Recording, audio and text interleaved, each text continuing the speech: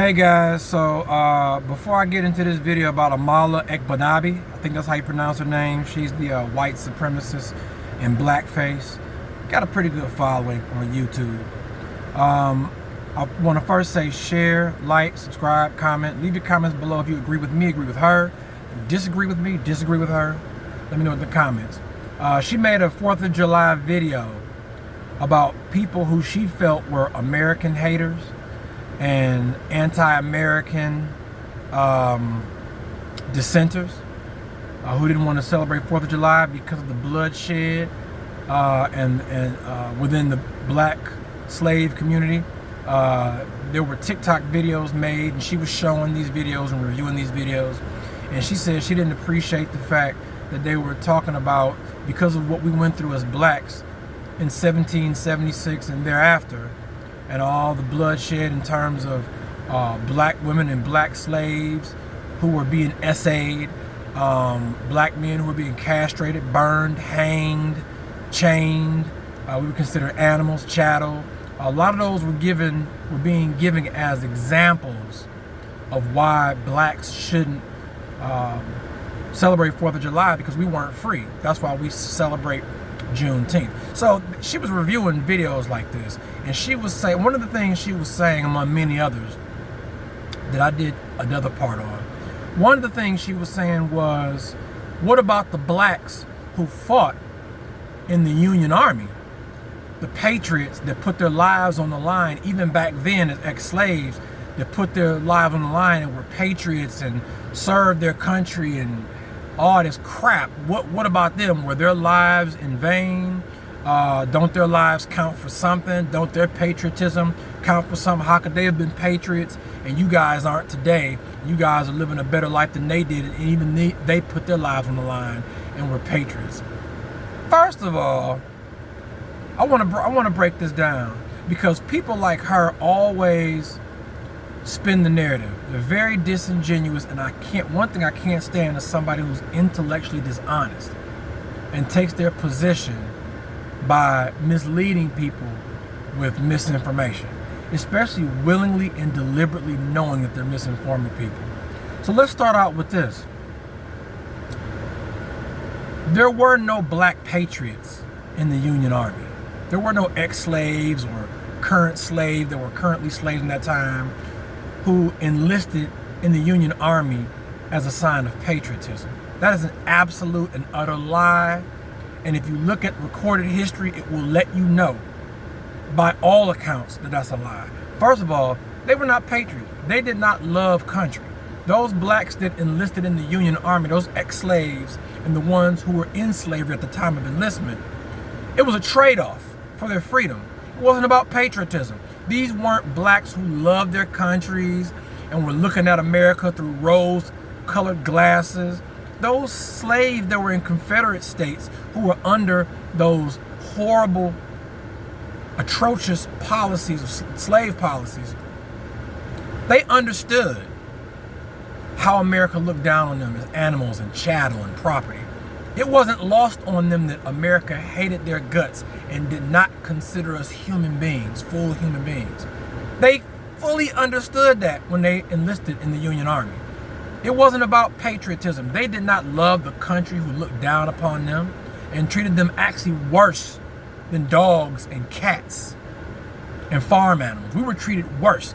They didn't abuse and torture farm animals the way they tortured and abused us during slavery. It was nothing that had anything to do with patriotism on behalf of former slaves who joined the Union Army.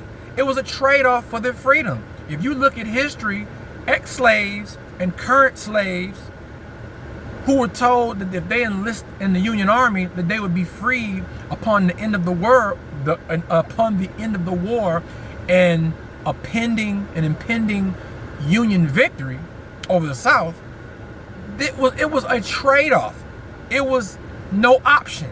They had no option. If I'm a slave, or I was a previous slave, and the only way I could keep my freedom was to enlist in the Union Army, the only way I can attain my freedom and achieve that goal is to enlist alongside whites in the Union Army to get that freedom, I'm going to enlist.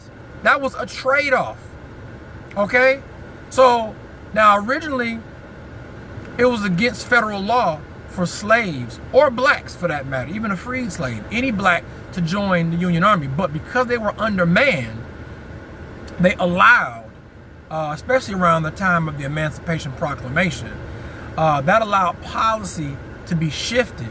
And because they were undermanned, they allowed in 1863, look it up, in 1863, that's when they allowed blacks to enlist, former slaves to enlist into the Union Army. They shifted the policy and accommodated blacks so they could be in those platoons. So they did what they were supposed to do to gain freedom. They enlisted. It was a choice on behalf of blacks and enslaved people to not only enlist for their well-being and their families, but also for the well-being of hundreds of thousands of enslaved blacks who would receive their freedom as a result of the Union Army victory. So let's not get it twisted, Amala.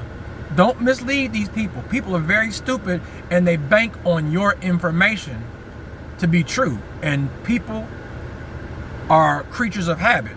They'll listen to these online podcasts, take it as truth, and won't go do their research.